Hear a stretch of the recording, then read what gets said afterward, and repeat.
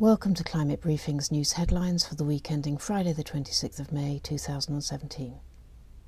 President Donald Trump says he will announce next week whether the United States will remain in the Paris Climate Change Agreement.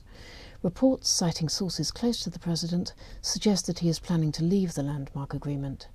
This week he has been attending the G7 or Group of Seven summit in Italy, where world leaders have tried to convince him to endorse the treaty.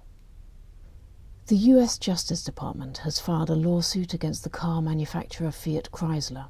It accuses the corporation of illegally using software to bypass emission standards in 104,000 diesel vehicles sold since 2014. Repairs are being made to the Doomsday seed vault in the Arctic. The vault, which is 600 miles from the North Pole, houses a repository of the world's crop seeds in case of global disaster. An unexpected thaw of permafrost caused water to leak into the entrance of the complex.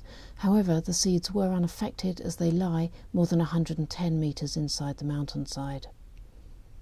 Following on from the most torrential early-season rains since 2003, Sri Lanka has suffered flooding and landslides. There have been at least 5 landslides across the Indian Ocean island. At least 122 people have been killed, nearly 100 are still unaccounted for, and hundreds have had to leave their homes. In a referendum, Swiss voters have backed a plan to accelerate the use of renewable energy. The government's endorsed proposal includes providing billions of dollars in subsidies for clean energy and banning the development of new nuclear power plants. Partly prompted by the 2011 Fukushima accident in Japan, the initiative reflects Switzerland's efforts to reduce its dependence on nuclear power. Abu Dhabi is to be home to the world's largest solar plant.